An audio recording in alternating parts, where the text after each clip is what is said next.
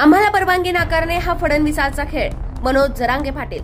आमचं आंदोलन कायद्याला धरून. मनोज जरांगे पाटील. ऑन हायकोर्ट निर्णय. समाजाने आमच्या लेकरांवर असा अन्याय नाही करायला पाहिजे. हायकोर्टाने मनोज जरांगे यांना आझाद मैदानावर उपोषण करण्यास परवानगी नाकारल्याच्या विषयावर मनोज जरांगे यांची प्रतिक्रिया. उद्या आम्ही मुंबईकडे कूच करणार आहोत. आझाद मैदानावर उपोषणासाठी आम्ही परवानगी मागितली होती. त्या ठिकाणी व्यासपीठ उभारण्याचे काम सुरू आहे. परवानगी नाकारणे हा फडणवीसांचा खेळ आहे.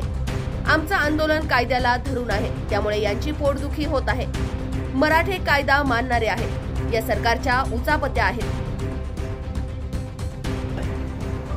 उद्या 7 वाजता, उद्या 27 तारखेला 10 वाजता आम्ही सगळे मराठी मुंबईकडे कूच करतोय. यापूर्वी परवानगी मागितली होती का? सरकारनं परवानगी दिली होती का आझाद मैदानासाठी? सगळं मागितलेलं आहे. तिथल्या टीमा सगळे काम करतात. व्यासपीठ उभारायचं काम चालू आहे. म्हणजे परवानगी दिली होती अगोदर सरकारने? असं तवाच करायलेत ना मुंबईला. उगाच करायलेत का? दिलीच ना परवानगी. मग आता हे सरकारचा खेळ आहे सगळं. न्याय देवतेचा मराठा आरक्षणासाठी छत्रपती संभाजीराजेंनी जेव्हा आझाद मैदानावर गेलं तेव्हा त्यांना परवानगी मिळाली. मात्र आता कुठेतरी द्यायचं जीवारात आरक्षण बसतंय. रास्त मागण्यात, खऱ्या मागण्यात, कायद्याला धरून आंदोलन बी लोकशाही मार्गाने कायद्याला धरू नये म्हणून त्यांची पोटदुखी येते मराठ्यांविषयी. त्यांना वाटतं मराठीने दगडफेक करायला पाहिजे, जाळपोळ करायला पाहिजे. मराठी ते करत नाहीत. लोकशाही मार्ग आणि कायदा मानणारे मराठी त्यांनी शांततेत आमरण उपोषणाची भूमिका घेतली आणि तिथं सरकार हरलं. आता हे सरकारच्या उचापात्या आहेत. घेणं नाही, देणं नाही. कोण जातं हे न्यायालयात आपल्याला? बघा आमच्याकडून का सरकार?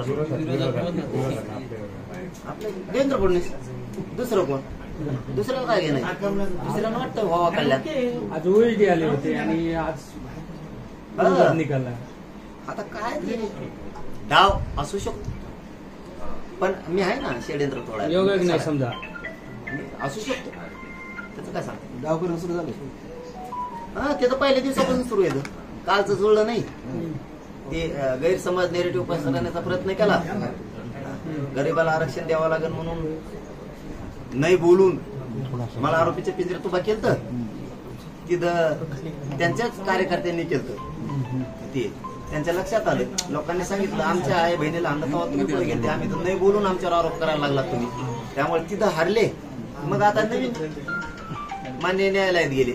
मान्य न्यायाधीशाने लगेच काय सांगितलंय, कारण ती ऑर्डर आपण बघितली नाही. काय काय सांगितलंय त्याच्यामुळे त्या ऑर्डरवर आमचे वकील बांधव जातील सगळे.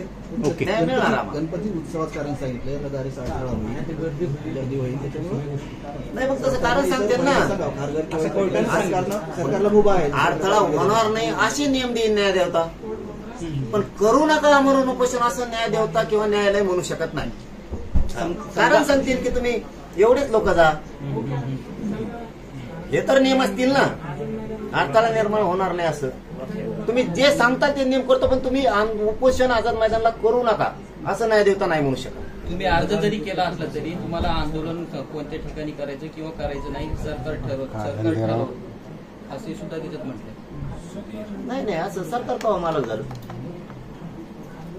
असं कसं होईल? असं नाही होऊ शकत. सरकार कसं ठरवी? न्याय देवता एवढे मोठे लोकांचा आधार आहे. आधारच तुटल मग तर सरकार ठरेल म्हणलं. मग उद्या सर लोक कापून टाकेल सरकार. अरे बाबा ते माननीय न्याय देवतेनेच न्यायालयाने तिथं सांगितलेलं आहे की या ठिकाणी लोकशाही मार्गानं जनता राज्यातली आंदोलनं करू शकते. आम्ही सुद्धा लोकशाही मार्गानं कायद्याला संविधानाचे सगळे नियम पाळून त्या ठिकाणी आमरण उपोषण करतोय. आम्हाला कसं काय नाकारलं जाईल? म्हणजे या राज्यात 2 कायदे आहेत का? सरकारकडं, न्यायदेवतेला नाही म्हणत मी, सरकारकडे 2 कायदे आहेत का? तुम्ही म्हणताल तसंच एक आणि न्यायदेवता म्हणून तसं एक. न्यायदेवतेने तर सांगितलंय तिथं न्यायालयाने की इथं आंदोलन करू शकतात सामाजिक. तिथंच चाललोय आम्ही. सरकारने किती आडकाठी केली त्याच्या जीवावर आले देवेंद्र फडणवीसांचे. आरक्षण द्यायचं कारण आमच्या खऱ्या मागण्यात, रास्त मागण्यात कायदेशीर आहे. त्यांच्या जीवावर आले म्हणून ते असं करतात. आम्ही हटणार नाही. न्याय देवता न्याय देणार. 100% जाणार. आमची बाजू न्यायदेवतेला ऐकून घ्यावं लागेल. आम्हालाही न्याय द्यायला लागेल. आम्ही सगळे नियम पाळून न्यायदेवतेला आजच सांगतो न्यायालयांना आम्ही तुमचे सगळे नियम त्याचा सन्मान करू. आझाद मैदानात आंदोलन शांततेत उपोषण करणार, आमरण उपोषण करणार आणि मी 29 ऑगस्टला आझाद मैदानाला येणार आहे. पाटील 2 आठवड्यानंतर सुनावणी ठेवलेली न्यायालयानं, आता 15-16 घंटे राहिले असतील. नाही असं नाही होत. आम्ही न्यायदेवता न्याय देणार. आमचे वकील बांधव जातील न्यायाच्या निर्णयावर, त्या प्रक्रियेवर मला काहीही बोलायचं नाही. न्याय प्रविष्ट येते आता, त्याच्यामुळे आमचे बांधव वकील बांधव सगळे जाणार आणि परवानगी मान्य न्यायदेवता देणार. समजा 2-3 दिवस लांबली समजा कोर्टानं न्यायदेवतेवर मी बोलणार नाही, पण सरकारला सांगतो मी उद्या येणार आहे. म्हणजे न्यायालयाच्या आदेशाचा आम्ही सन्मान करतोय. न्यायदेवता आमच्यावर अन्याय करणार नाही, आमचे सुद्धा वकील बांधव जाणार. आज काही मनासारखं न्यायालयात झालंच नाही तर जर नसतं. न्यायदेवता ही सगळ्यांसाठी, असा दुहेरी कायदा नाहीये. सन्मान जनतेच्या मागण्याचा, जनतेच्या भावनेचा आणि कायदेशीर मागण्याचा, आंदोलन करण्याचा अधिकार प्रत्येकाला आहे. न्यायदेवता तो अधिकार आम्हाला देणार आहे, हिसकून घेणार नाही. आमच्यावरती न्यायदेवता अन्याय करणार नाहीये. आम्हाला सुद्धा कायद्याच्या मार्गाने लढण्याचा अधिकार आहे, संविधानाने दिलेला अधिकार आहे. त्या अधिकाराप्रमाणे आम्ही लढणार आहेत आणि न्यायदेवता 100% न्याय देणार आणि आमचे वकील बांधव न्यायालयात जाणार. पाटील आज म्हणताय खारघर किंवा अन्य ठिकाणी मला सांगा, मान्य न्यायदेवता जर तसं म्हणतील खारघर या ठिकाणी आम्हाला परवानगी देता येते किंवा नवी मुंबई या ठिकाणी परवानगी देता येते, आझाद मैदानावरती काय प्रॉब्लेम आहे? आझाद मैदानावरती आम्ही न्यायदेवतेचा सन्मान करणारे लोक आहेत, न्यायालयाचा सन्मान करणारे लोक आहेत. आम्ही निस्सरपणानं लोकशाही मार्गानं संविधानाच्या नियमात राहून, कायद्याच्या नियमात राहून आम्ही अर्ज केलेले, परवानग्या मागितलेल्या. त्याच्यामुळं आम्हाला न्यायदेवता 100% परवानग्या देणार म्हणजे देणार. गरीब लोकांच्या वेदना आहेत, गरीब लोकांच्या अडीअडचणी आहेत. कायदा हा जनतेसाठी आहे, त्या जनतेचं घराणं ऐकून घेणं सरकारचं काम आहे, न्यायदेवतेचं काम आहे. नक्की आमची सुद्धा टीम, वकील बांधवांची आमची सुद्धा संपूर्ण मुंबईमधली, आणि मी पण आव्हान करतो सगळ्यांना की आपले जे बांधव आहेत, आमच्या ओळखी नाही आहेत जास्त, तुम्ही सुद्धा सगळ्यांनी जावं न्यायदेवतेसमोर. आमची सुद्धा बाजू मांडली जाणार आहे. न्यायदेवता 100% आम्हाला न्याय देणार, कारण लोकशाहीप्रमाणे करणारं आंदोलन हे कधीही रोखता येत नाही.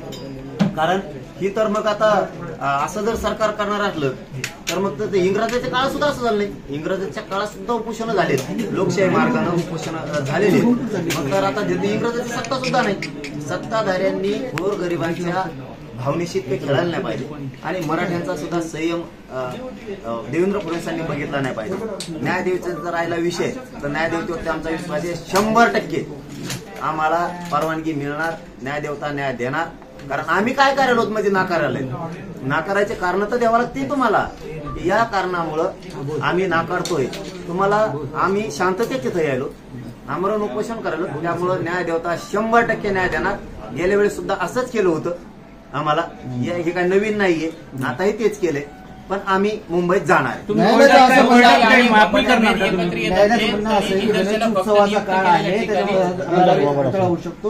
गणेशोत्सवाचा काळ आहे, त्याच्यामुळे मग आता मान्य न्यायदेवतेनं मुख्यमंत्र्यांना सांगायला पाहिजे होतं. 4 महिने झालं तुम्हाला सांगितलं बाबा का नाही गोरगरिबांसाठी तुम्ही न्याय दिला.